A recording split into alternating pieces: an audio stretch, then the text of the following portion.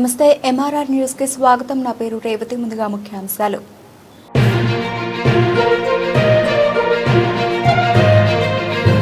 Machilipatnam Janasena MP Vallabhaneni Balashowry ప్రకటన. కూల్చివేసిన ఇంటి స్థానంలో తన సొంత ఖర్చుతో మళ్లీ ఇల్లు కట్టించి ఇస్తానని బాధితులకు హామీ.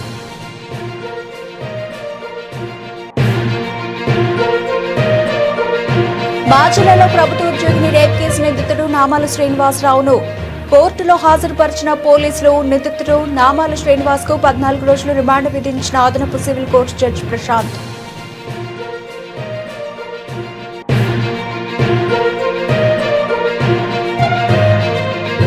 బహుజన్ సమాజ్ పార్టీ పల్నాడు జిల్లా కార్యకర్తల సమావేశం విజయవంతం. ముఖ్య అతిథిగా బహుజన సమాజ్ పార్టీ రాష్ట్ర అధ్యక్షులు మందెల గౌతమ్ కుమార్.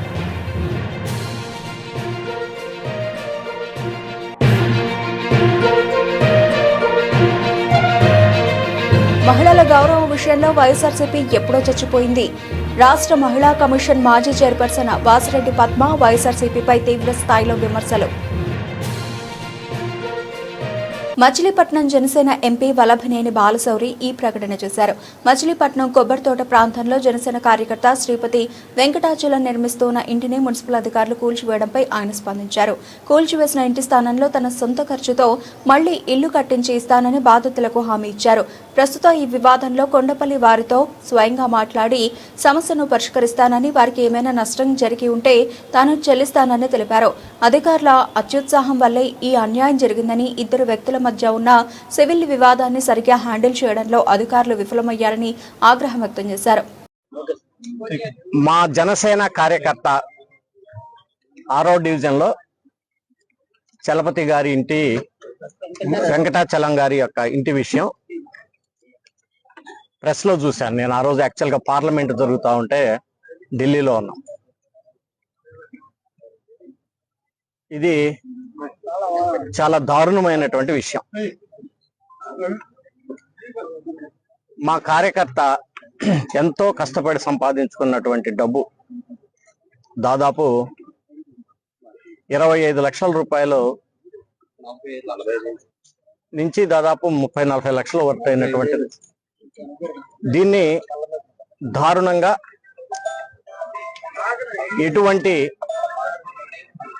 పర్ఫెక్ట్ ఆధారాలు లేకుండా కూల్చటం అనేది మా జనసేన కార్యకర్తలందరినీ కూడా చాలా బాధకు గురి చేసింది. నాకు చాలా మంది మెసేజ్లు పెట్టారు, కొన్ని వందల మంది ఫోన్లు చేశారు, జరిగినటువంటి సంఘటన గురించి వివరించారు. తర్వాత అనేక విషయాలు నేను కూడా సోషల్ మీడియాలో చూశాను. కొంతమంది లాయర్లు కూడా దాని గురించి ప్రెస్ మీట్ పెట్టినటువంటి కూడా వాస్తవాలు ఏంటి అనేది కూడా అవి కూడా మొత్తం కూడా గమనించారు. ఇది ఇద్దరు వ్యక్తులు, ప్రైవేటు వ్యక్తుల మధ్య ఉన్నటువంటి వివాదం. ఇదేదో ప్రభుత్వ ఆస్తి కాదు, డిఫెన్స్ కాదు, రైల్వేస్ కాదు. దానికి అధికారులు అంత అత్యుత్సాహంతో అంతమంది పోలీసులను తీసుకొని వచ్చేసి కూలగొట్టాల్సినంత ఆవశ్యకత ఏముందో అర్థం కావట్లేదు. కానీ ఇది ఒక్క హౌసే మచిలీపట్నంలో అనాథరైజ్డ్గా కట్టారా, లేకపోతే కోర్టు తీర్పు ఇంకా వెయిటింగ్ లో ఉంది కాబట్టి కట్టారా? మిగిలినటువంటి చాలా ఉన్నాయి. ఇదే ప్లాట్ లోకి సంబంధించినటువంటి అనేక ఇళ్ళు కూడా కన్స్ట్రక్షన్ జరిగింది. వాళ్ళు అధికారులు కనీసం సెంటరింగ్ వాళ్ళని కూడా కొంత టైం ఇవ్వమని చెప్పేసి అడిగి అది తీసుకుంటామన్న టైం ఇవ్వకుండా దాన్ని ఆ రకంగా దారుణంగా చేయటం అనేది డెఫినెట్ గా ఒక జనసేన కార్యకర్తగా నేను కూడా చాలా ఈ విషయం మీద ఆవేదన వ్యక్తం చేస్తా ఉన్నాను.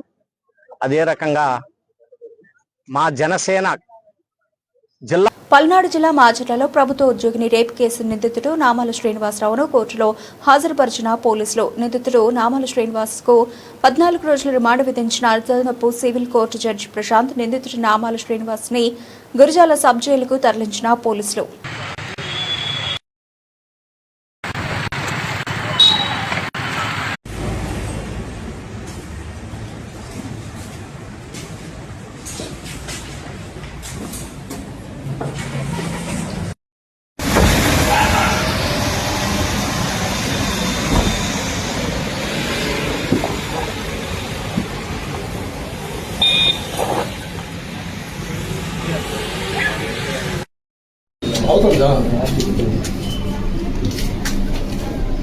ఎన్ని యూవీ లెట్లు మేడం సార్ చెప్పాడంట ఇతను బొమ్మని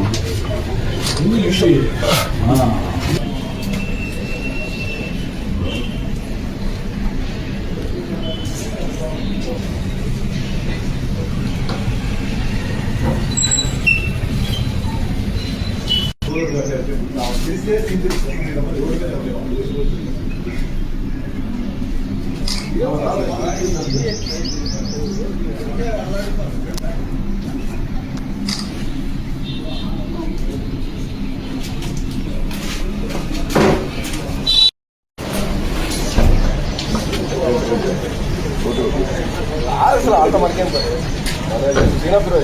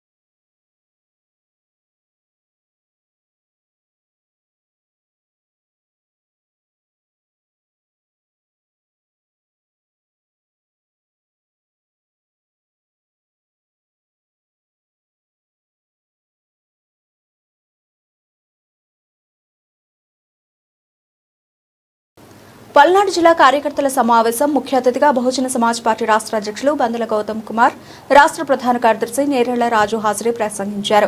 ఈ కార్యక్రమానికి పల్నాడు జిల్లా అధ్యక్షులు బూదాల బాబురావు అధ్యక్షత వహించారు. ఈ సందర్భంగా వారు మాట్లాడుతూ ఈ రాష్ట్రంలో అరాచక పాలన నడుస్తోందని, ముస్లింలు క్రైస్తవుల ఎస్సీలను అంతం చేయాలంటే కూటమి ప్రభుత్వం పనిచేస్తోందని, దానికి జగన్మోహన్ రెడ్డి వంతపాడుతున్నారని విమర్శించారు. కోర్టులు అడ్డం పెట్టుకుని తీసుకురావడం, వాటిని ముస్లింల మీద, క్రైస్తవుల మీద, ఎస్సీల మీద రుద్దడం చాలా హేయమైన చర్య అని మండిపడ్డారు. దీనికి ఉండి నియోజకవర్గంలోని రఘురామకృష్ణరాజు అరాచకాల నిదర్శనమని వారు దుయ్యబట్టారు.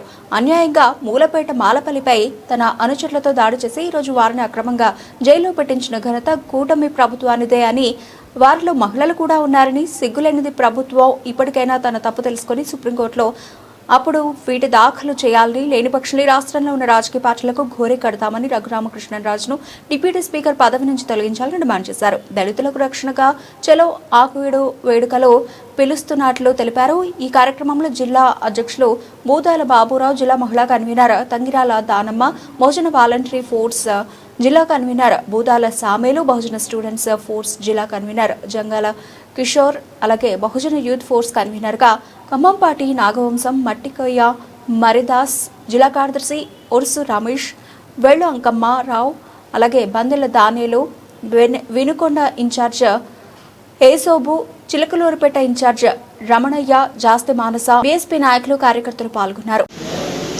పల్నాడు జిల్లాకు సంబంధించిన జిల్లా కార్యవర్గ సమావేశం బహుజన్ సమాజ్ పార్టీ జిల్లా అధ్యక్షులు బూదాల బాబురావు గారి అధ్యక్షతన, అదేవిధంగా బహుజన్ సమాజ్ పార్టీ రాష్ట్ర ప్రధాన కార్యదర్శి పల్నాడు జిల్లా ఇన్ఛార్జి నేరేళ్ల రాజు గారి నేతృత్వంలో ఈ యొక్క జిల్లా కార్యవర్గ సమావేశం నిర్వహించబడతా ఉంది.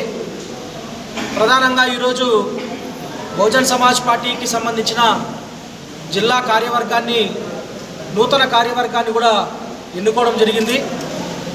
ఈ నూతన కార్యవర్గం బహుజన్ సమాజ్ పార్టీ పల్నాడు జిల్లాకు సంబంధించిన అన్ని నియోజకవర్గాలు, అదేవిధంగా అన్ని బహుజన కులాలని కలుపుకొని ఈ యొక్క జిల్లా కార్యవర్గం ఏర్పాటైంది. ఈ జిల్లా కార్యవర్గంలో ఉన్నటువంటి బహుజన్ సమాజ్ పార్టీ నాయకులు పల్నాడు జిల్లాకు సంబంధించిన బహుజన కులాల అభివృద్ధి కోసం, వారి సంక్షేమం కోసం, అదేవిధంగా బహుజన్ సమాజ్ పార్టీ నిర్మాణం కోసం, అదేవిధంగా పల్నాడు జిల్లాలో ఉన్నటువంటి అగ్రకుల దోపిడీ రాజకీయ పార్టీలు ఏవైతే ఉన్నాయో ఆ పార్టీల నాయకులు ఎవరైతే ఈ పల్నాడు జిల్లాలో ఉన్నటువంటి బహుజన కులాలపైన చేసేటువంటి ఆకృత్యాలు, వాళ్ళ ఎవరైతే వాళ్ళు చేసేటువంటి ఆకృత్యాలన్నింటినీ కూడా ఎదుర్కోవడం కోసం ఈ బహుజన సమాజ్ పార్టీని నిర్మించి ఈ బహుజన కులాలను చైతన్యపరిచి బహుజన సమాజ్ పార్టీని అన్ని విధాలుగా ముందుకు తీసుకొని పోతారని చెప్పి నేను పూర్తి స్థాయిలో విశ్వాసాన్ని వ్యక్తం చేస్తూ ఉన్నా. ఈరోజు ఆంధ్రప్రదేశ్ రాష్ట్రంలో మనమందరం కూడా ఒక్కసారి గమనించినట్లయితే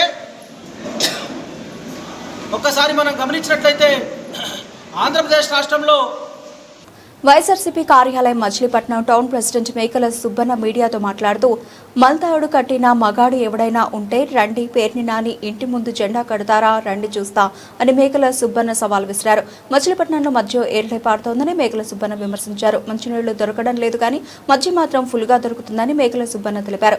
పిచ్చి పిచ్చి మాటలు మాట్లాడితే కాలం సమాధానం చెబుతుందని హెచ్చరించారు.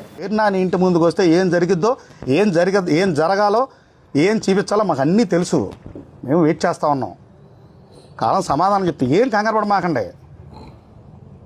మీరు అనుకుంటున్నారేమో ఏదో ప్రెస్ మీట్లు పెట్టేస్తున్నాం, లేదా ఫేస్బుక్లో పెట్టేస్తున్నాం, లేదా తెలుగుదేశం పార్టీ పేజీలోంచి పెట్టేస్తున్నాం అనుకుంటున్నారేమో.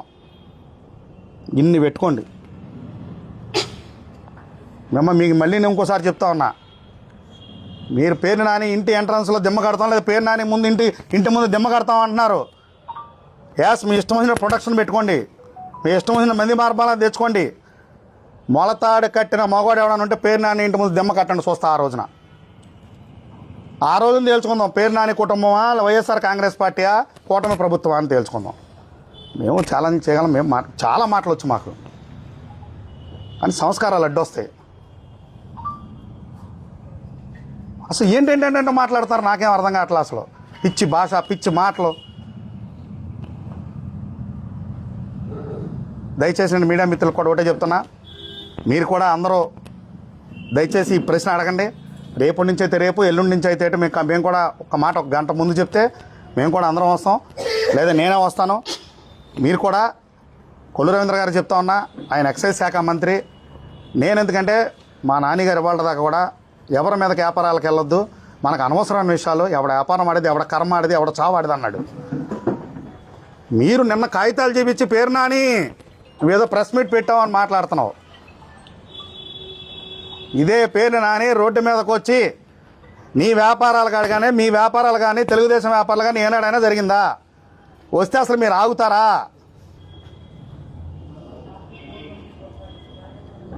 పల్నాడు జిల్లా చిలకలూరుపేట పట్నం స్థానిక ఈగల్ బిర్యానీ ఫ్యామిలీ రెస్టారెంట్ వద్ద రెస్టారెంట్ బోర్డును ముగ్గురు యువతులు, ఇద్దరు యువకులు ఉండి ఒకేసారి కారుతో గుద్దడంతో ఈగల్ బిర్యానీ ఫ్యామిలీ రెస్టారెంట్ పక్కనే ఉన్న టిఫిన్ హోటల్ సామాగ్రి అంతా నీళ్లమట్టమయ్యాయి. సుమారు ఈగల్ బిర్యానీ ఫ్యామిలీ రెస్టారెంట్ యాజమాన్యానికి ₹150,000 వరకు నష్టం జరిగి ఉండొచ్చని వారు ఆవేదన వ్యక్తం చేశారు. విషయం తెలుసుకున్న అర్బన్ పోలీసు వారు హుటాహుటిన సంఘటనా స్థలానికి చేరుకుని వారిని గంజాయి మత్తులో ఉన్న వారిని పోలీస్ స్టేషన్ కి తరలించి రోడ్డు పక్కన పడి ఉన్న బోర్డుని పక్కకు జరిపి కారుని పక్కకు తీసి స్టేషన్ కు తరలించి ట్రాఫిక్ ని క్లియర్ చేశారు.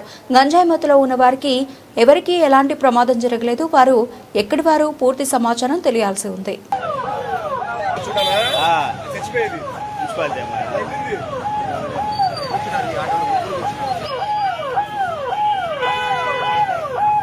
పల్నాడు జిల్లా చిలకలూరుపేట మున్సిపాలిటీకి పన్నుల రూపంలో 11 కోట్ల రూపాయల దాకా ఆదాయం వచ్చిందని మున్సిపల్ ఆర్వో సుబ్బారావు తెలిపారు.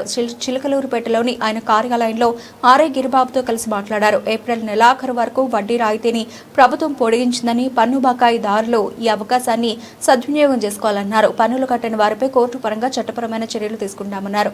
రాష్ట్రంలోని 123 మున్సిపాలిటీలలో చిలకలూరుపేట 35వ ప్లేస్ ఆదాయం రాబడిలో ఉందన్నారు.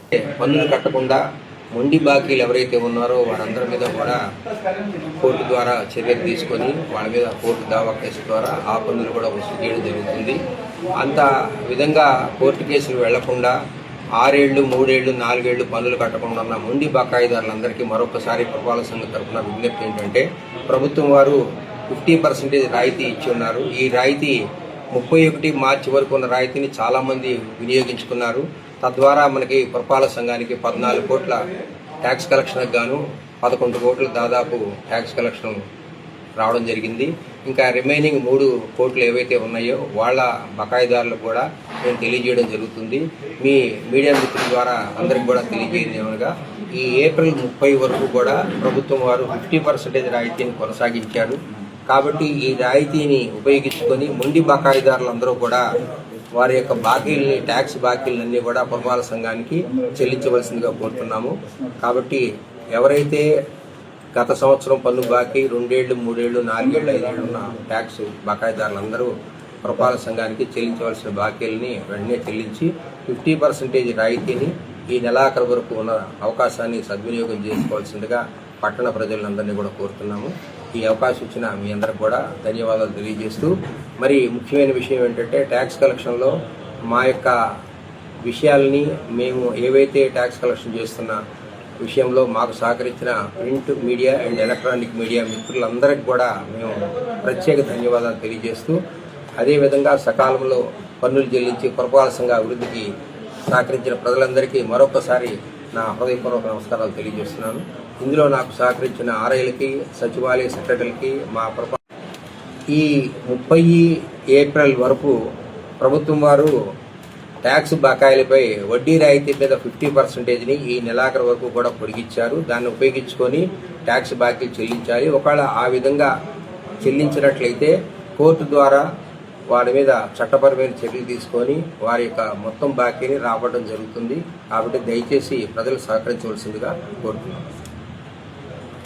ప్రజలందరికీ మరొక విషయం ఏంటంటే 23-24 సంవత్సరంలో పురపాలక సంఘానికి 5,60,00,000 ట్యాక్స్ కలెక్షన్ రాగా 24-25 సంవత్సరంలో సెక్రటరీలు, ఆర్ఐలు, పురపాలక సంఘ సిబ్బంది సహాయ సహకారాలతో మన గౌరవ ఎమ్మెల్యే గారు ఇచ్చిన ఆదేశాల మేరకు, చైర్పర్సన్ గారు ఇచ్చిన ఆదేశాల మేరకు పురపాలక సంఘం దీనికి ఆదాయం మరింత తేవాలనే ఉద్దేశంతో అందరి సహకారంతో 9,94,00,000 గత ఏడాది పన్ను ఆదాయం రాష్ట్ర మహిళా కమిషన్ మాజీ చైర్పర్సన్ వాసిరెడ్డి పద్మ వైఎస్ఆర్సీపీపై తీవ్రస్థాయిలో విమర్శలు గుప్పించారు.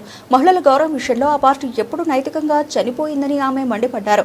కన్నతల్లిపై అసభ్య పోస్టులు వచ్చినప్పుడు స్పందించని వారు భార్య అనే పదం ప్రస్తావనకు రాష్ట్ర వ్యాప్తంగా ఆందోళనలు చేయడం వైకాపా రాజరిక మనస్తత్వాన్ని, రాతీయుగ పోకడలను స్పష్టంగా చూపిస్తోందని ఆమె విమర్శించారు. మహిళల గౌరవాన్ని రాజకీయ అవసరాలకు అనుగుణంగా వాడుకోవడం సరికాదని, ఈ వైఖరి ప్రజలకు స్పష్టంగా అర్థమవుతోందని వాసిరెడ్డి పద్మ పేర్కొన్నారు. మహిళల మీద ఆంధ్రజ్యోతి అనుచితంగా రాసిందని, ఆ పత్రిక మీద ఎండి రాధాకృష్ణ గారి మీద వైసీపీ నిన్నటి నుంచి చేస్తున్నటువంటి యాగి చూస్తుంటే కొన్ని ప్రశ్నలు అడగాలనిపిస్తోంది. మహిళలంటే మీ ఇంట్లో కుటుంబ సభ్యులు పరోక్షంగా ప్రస్తావించినా కూడా మీకు అత్యంత బాధ కలుగుతోంది. ప్రజాస్వామ్యంలో మహిళలంటే ఎవరిపైన మాట్లాడినా కూడా స్పందించాలి కదా.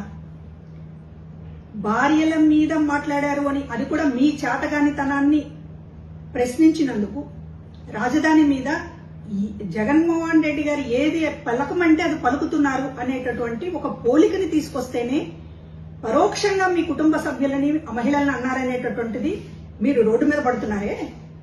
అసెంబ్లీలో, ప్రజాస్వామ్యంలో అసెంబ్లీ అంటే దేవాలయం లాంటిదే కదా. అసెంబ్లీలో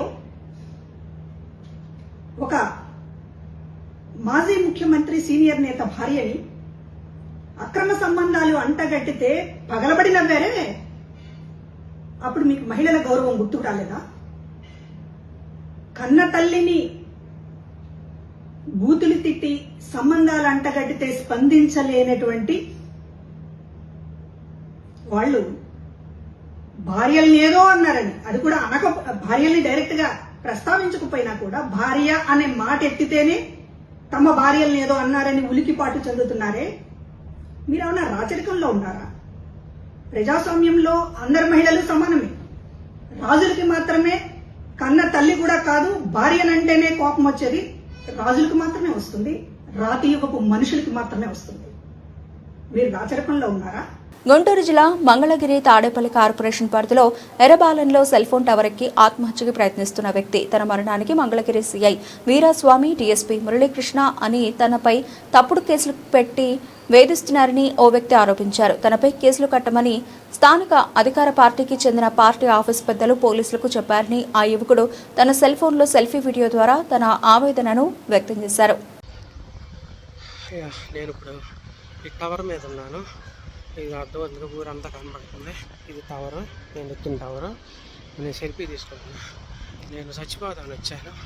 ఎందుకంటే సిఏ వీరాస్వామి, డిఎస్పీ మురళీకృష్ణ నాపై తప్పుడు కేసులు పెట్టి నోటీసులు కూడా ఇవ్వకుండా నెంబర్ ఆఫ్ కేసులు అని చెప్పి షీట్ కట్టి నన్ను మానసికంగా టార్చర్గా ఇబ్బందులకు గురి చేశారు. 20 లక్షలకి డీల్ మాట్లాడుకున్నాను. నేను ఏమనంటంతో మన డిఎస్పీ దగ్గర కూడా కూర్చున్నా. నా మీద కక్ష సాధింపులు చేసి ఇంకా నన్ను భయభ్రాంతులకి, నా ఫ్యామిలీని చంపేస్తామని చెప్పి భయభ్రాంతులు గురి చేసి వీరాస్వామి. కాబట్టి నాలాంటి పరిస్థితి ఇంకొకరికి రాకుండా సంబంధిత అధికారులు నాకు న్యాయం చేస్తారని నా కుటుంబానికి ఆశిస్తున్నా. నేను చచ్చిపోయినా పర్వాలేదు, ఎందుకంటే వీళ్ళకి నా సావే కావాలంట వీరాస్వామి చెప్తున్నాడు. అదేమంటే తప్పుడు కేసులు ఎన్ని కూడా కట్టించింది వీళ్ళ సాంబశివరావు చెబుతున్నాడు లోకేష్ పిఏలు. అది నాకు న్యాయం చేయండి. Okay, thank you. మిగిలిన ప్రాబ్లం. కృష్ణా జిల్లా మచిలీపట్నం నియోజకవర్గంలో వ్యక్తిగత రాజకీయాలు మానుకోండి. కొల్లు రవీంద్ర మరియు పేర్ని నాని ప్రతి ఒక్కరికి తమ వ్యక్తిగత జీవితం ఉంటుంది. బయట పడినంత వరకు అందరూ హీరోలే.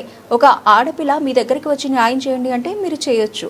ముందు మీ దగ్గరికి ఎవరైనా ఆడబిడ్డ న్యాయం చేయమని వస్తే వ్యక్తిగతంగా వారిని పిలిపించి మాట్లాడండి. అప్పటికి వినకపోతే మీడియా ముందు కూడా రావచ్చు. కానీ తెలిసి తెలియని విషయాలు కూడా ఆధారాలు లేకుండా మాట్లాడితే మంచి పద్ధతి కాదని తెలియజేస్తున్నారు. పేర్ని నాని తమ తండ్రి గురించి చెప్తే కొంచెం బాధ కలిగింది. అయ్యో, పేర్ని నాని రాజకీయ జీవితంలో ఇలా మాట్లాడవలసి వస్తోందని నేను అనుకోలేదు. కానీ ధైర్యంగా జీవితం గురించి చెప్పారు. కానీ మీరు డిప్యూటీ సీఎం వ్యక్తిగత జీవితం గురించి మాట్లాడినప్పుడు కూడా ఇప్పుడు మీరు పడుతూ ఉన్న బాధ అవతలి వారికి ఉంటుంది అని తెలుసుకోవాలని సూచించారు. మొన్న చూస్తేనేమో కులరవీంద్ర గారు మరి పేర్ని నాని గారిని సంబోధిస్తూ కులరవీంద్ర గారు అంటారు, పేర్ని నాని నువ్వు మీ తండ్రిని చంపేసావు, దిండి పెట్టి నొక్కేసావు, అన్నం కూడా పెట్టలేదు నువ్వు అని చెప్పని అంటే ఈయన పేర్ని నాని గారు మొత్తం ఓపెన్ అయిపోయి అంటే ఇది ఇక్కడతో ఆగదని ఆయన అనుకున్నాడు. ఇది ఇక్కడతో ఆగదు, ఇప్పుడు నేను ఏదో ఒక సమాధానం ఇస్తాను, రేపొద్దున వాళ్ళు మొత్తం నోరిప్పేస్తారన్న ఉద్దేశం. ఎందుకంటే ఆయన సీనియర్ కదా, అన్నీ తెలిసి ఇంతకాలం రాజకీయ చరిత్రలో ఎప్పుడూ కూడా నోరు విప్పిన ఆయన ఈ సమయంలో ఎందుకు ఇప్పాడంటే ఓకే నా హిస్టరీ అంతా బయటకు వస్తుంది అనే ఉద్దేశంతో ఆయన మొత్తం మాట్లాడారు. కానీ నేను మొట్టమొదటి నుంచి కూడా చెప్తున్నా, కొల్లు రవీంద్ర గారు మాట్లాడింది కూడా తప్పే. ఇది ఏ విధంగా చెప్తున్నామంటే కొల్లు రవీంద్ర గారు ఎప్పుడు కూడా వ్యక్తిగత దోషణలకు వెళ్ళమాకండి. ఇప్పుడు వాళ్ళ నాన్నగారిని చూశాడో లేదో అది ఆయన ఇష్టం. ఒకవేళ చూస్తే ఆయన దేవుడు ఆశీస్సులు పొందుతాడు, ఆయన కూడా ఆరోగ్యంగా ఉంటాడు. ఒకవేళ తల్లిదండ్రులను చూడలేదంటే కనుక ఎవడో కూడా ఎంత డబ్బు సంపాదించినా ఏం చేసినా కానీ ఎవడో సుఖంగా ఉండలేడు. అది వాళ్ళు చూసుకుంటారు. మీరు ఏదన్నా ఉంటే రాజకీయాలుగా మాట్లాడాలి తప్ప ఈ విధమైన ధోరణి అయితే కనుక కరెక్ట్ కాదు. అదేవిధంగా పేర్ని నాని గారు ఈ విధంగా మాట్లాడడం, ఆయన విషయాలన్నీ చెప్పడం ఓ రకంగా చెప్పాలనుకున్నారేమో, కానీ మీ వ్యక్తిగతం గురించి కూడా ఎవరికి చెప్పాల్సిన అవసరం లేదు. ఈ రోజున ఇద్దరు నాయకులు కూడా మిమ్మల్ని ప్రతిదీ చూస్తారు. ఈ రోజున ఆంధ్రప్రదేశ్ రాష్ట్రంలో మొత్తంలో మనం చూసుకుంటే ఒక కృష్ణా జిల్లాలో మచిలీపట్నం ప్రత్యేకత. మచిలీపట్నం ఎందుకు ప్రత్యేకత అయిందంటే ఎప్పుడు టీవీల ముందు ఉండే పేర్ని నాని గారు ఏదో ఒకటి మాట్లాడుతూ ఉంటారు కాబట్టి, ఏదో ఒకటి అల్లర్లు చేస్తూ ఉంటారు కాబట్టి, పేర్ని నాని గారిని చూస్తూ ఉంటారు కాబట్టి మచిలీపట్నం అనేది ప్రతి ఒక్కళ్ళు చూస్తూ ఉంటారు. మరి ఇలాంటి విషయాల్లో ఈ విధంగా మాట్లాడడం, వ్యక్తిగత రాజకీయాలు చేయడం కరెక్ట్ కాదని చెప్పని ఇద్దరు నాయకులకి తెలియజేస్తాను. ఆంధ్రప్రదేశ్ రాష్ట్రంలో శాంతి భద్రతలను దెబ్బతీసేందుకు జరుగుతున్న ఒక పెద్ద రాజకీయ కుట్రను ఈరోజు నేను ప్రజల దృష్టికి తీసుకొస్తున్నాను. డిప్యూటీ స్పీకర్ రఘురామకృష్ణరాజు తనను తాను తదుపరి ముఖ్యమంత్రి అభ్యర్థిగా ప్రొజెక్ట్ చేసుకునేందుకు అత్యంత రహస్యంగా 90 లక్షల రూపాయల ఖర్చుతో ఒక అంతర్గత రాజకీయ సర్వే నిర్వహించారనే వాస్తవం తమ దృష్టికి వచ్చింది. తమ విశ్వసనీయ సమాచారం ప్రకారం సర్వే బృందం ముఖ్యమంత్రి రేసులో ప్రజల ముందు 3 ఎంపికలను ఉంచింది. ముఖ్యమంత్రి నారా చంద్రబాబు నాయుడు, మాజీ ముఖ్యమంత్రి వైఎస్ జగన్మోహన్ రెడ్డి, రఘురామకృష్ణరాజు. ఈ అంతర్గత సర్వే బృందం రఘురామకృష్ణరాజుకి ఒక నివేదికను అందజేసింది. అందులో సీఎం అభ్యర్థిగా ఆయన పట్ల ప్రజలు అమితమైన ఆసక్తి చూపుతున్నారని కల్పితంగా పేర్కొన్నారు. ఈ నివేదికను ఆయన వెంటనే బీజేపీ, ఆర్ఎస్ఎస్ అధిష్టానాలకు సమర్పించి సీఎం పదవిపై తన ఆశలను వ్యక్తపరిచారు. ఈ రోజున రాష్ట్ర స్పీకర్ శ్రీ రఘురామకృష్ణరాజు గారు, డిప్యూటీ స్పీకర్ శ్రీ రఘురామకృష్ణరాజు గారి పదవీ వ్యామోహం వల్ల ఇంతమంది దళితులు జైలుని పాలయ్యారంటే ఇది చాలా సిగ్గుచేటు అండ్ చాలా బాధాకరం. ఆయన ఏదైతే ఒక సర్వే చేయించుకున్నాడో, ముఖ్యమంత్రి అభ్యర్థి కింద మీరు జగన్మోహన్ రెడ్డిని ఎన్నుకుంటారా, చంద్రబాబు నాయుడుని ఎన్నుకుంటారా, రఘురామకృష్ణరాజుని ఎన్నుకుంటారా అని చెప్పి ఆయన దగ్గర సుమారు 90 లక్షల రూపాయలు ఖర్చు పెట్టి ఒక సర్వే చేయించుకున్నాడు. ఆ సర్వేని ఆర్ఎస్ఎస్ బీజేపీ అధిష్టానం దగ్గరికి తీసుకుని వెళ్ళి సబ్మిట్ చేస్తే వాళ్ళు చాలా క్లియర్గా రఘురామకృష్ణరాజు గారికి చెప్పినటువంటి ఇన్స్ట్రక్షన్స్ ఏంటంటే, గూగుల్ ట్రెండ్లో చంద్రబాబు నాయుడికి జగన్మోహన్ రెడ్డికి ఉన్నటువంటి క్రేజ్ మీకు లేదు రఘురామకృష్ణరాజు గారు, ముందు మీరు క్రేజ్ పెంచుకుని రండి అని అన్నారు. దాంట్లో భాగంగానే ఆయన చేస్తున్నటువంటి కుట్రపూర్వక రాజకీయం ఏంటంటే, ఆయన సెల్ఫ్ ఎజెండాతో ఆయన వ్యక్తిగత క్రేజ్ పెంచుకోవడానికి రాష్ట్రంలో మత కలహోలాలు సృష్టిస్తున్నాడు. ఈ ఆకివీడి ఘటనే దానికి పూర్తి నిదర్శనం. నిజానికి రఘురామకృష్ణరాజు గారు ఎస్సీ హోదా తీసేసే అంత కెపాసిటీ ఉన్న మనిషి అని మేము అనుకోవట్లేదు. ఆయనకు అంత సీన్ కూడా లేదు.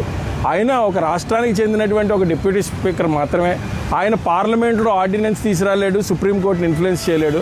కానీ ఖచ్చితంగా ఆర్ఎస్ఎస్ బీజేపీ ఏదైతే ఒక ఎజెండా ఫిక్స్ చేసుకుని ఈ రాష్ట్రంలో మత కలహోలాలు సృష్టించాలని ఒక ఎజెండా ఫిక్స్ చేసుకున్నారో దాన్ని మటుకు చాలా కేటగిరికల్గా చాలా పటిష్టంగా ఇంప్లిమెంట్ చేస్తున్నాడు. ప్రజలందరూ కూడా దీన్ని గమనించాలి. ఆంధ్రప్రదేశ్ రాష్ట్రంలో క్రిస్టియన్, ముస్లిం, హిందూ అందరూ కలిసిమెలిసి ఉంటారు. ఇది ఒక ఉత్తమమైనటువంటి రాష్ట్రం. Thank you. పల్నాడు జిల్లా కలెక్టర్ కార్యాలయంలో హృదయ విదారక ఘటన. అనారోగ్యంతో బాధపడుతున్నానని సీఎం ముఖ్యమంత్రి నారా చంద్రబాబు నాయుడుకి తనకు ఆరోగ్యం బాగా చేపిస్తే స్కూల్కి వెళతానంటూ చిన్నారి వేడుకోలు. సీఎం సార్ నన్ను బతికించండి సార్, చంద్రబాబు సార్ నన్ను బతికించండి సార్, మీరు బతికిస్తే నేను బడికి పోతా సార్, మాకు సాయం చేయండి సార్, నల్లెవరు పాడైపోయింది సార్, మీరు ముందుకు వచ్చి నల్లెవరు బాగుపడింది సార్, సార్ మీరు సహాయం చేయండి సార్. ఎంఆర్ఆర్ న్యూస్ ప్రతి దృశ్యం ప్రజాపక్షం నినాదంతో ఆవిర్భవించి సుమారు 8 వసంతాలు పూర్తి చేసుకున్న శుభ సందర్భంగా తెలుగు 2 రాష్ట్రాల్లో పనిచేస్తూ ఉన్న స్టాఫ్ రిపోర్టర్లకు, జోనల్ ఇన్ఛార్జీలకు, జిల్లా కోఆర్డినేటర్లకు, జిల్లా బ్యూరో చీఫ్లకు, క్రైమ్ బ్యూరో చీఫ్లకు, 2 తెలుగు రాష్ట్రాల్లో పనిచేస్తూ ఉన్న అన్ని నియోజకవర్గాల స్ట్రింగర్లకు, ఎంఆర్ఆర్ న్యూస్ డిజిటల్ మీడియా ప్రొవైడర్స్కి, ఎంఎస్ఓలకు, సబ్ ఎడిటర్స్కి, యాంకర్స్కి, కెమెరామెన్లకు, ఆంధ్రప్రదేశ్ మరియు తెలంగాణ రాష్ట్రాల్లో పనిచేస్తున్న సిబ్బందికి, ఎంఆర్ఆర్ న్యూస్ ఛానల్ వీక్షిస్తున్న ప్రేక్షకులకు ఇవే మా హార్దిక శుభాకాంక్షలు. మా ఛానల్ని వీక్షించండి, లైక్ చేయండి, షేర్ చేయండి, సబ్స్క్రైబ్ చేయండి.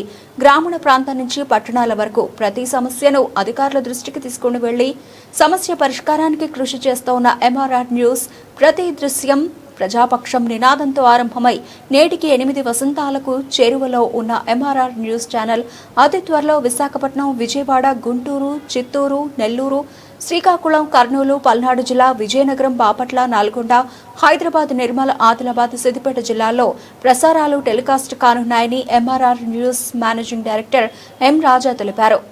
బులెటిన్ ముగించే ముందు హెడ్లైన్స్ మరోసారి.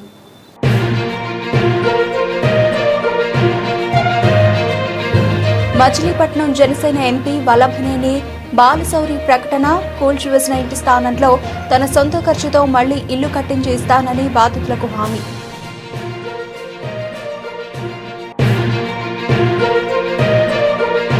మాచిలలో ప్రభుత్వ ఉద్యోగిని రేప్ కేసు నిందితుడు నామాల శ్రీనివాసరావును కోర్టులో హాజరుపరిచిన పోలీసులు. నిందితుడు నామాల శ్రీనివాస్ కు 14 రోజులు రిమాండ్ విధించిన అదనపు సివిల్ కోర్టు జడ్జి ప్రశాంత్.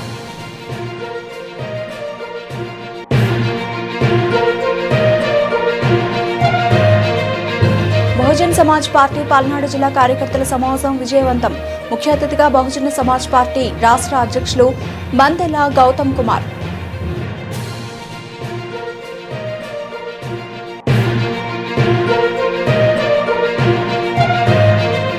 మహిళల గౌరవం విషయంలో వైఎస్ఆర్సీపీ ఎప్పుడో చచ్చిపోయింది.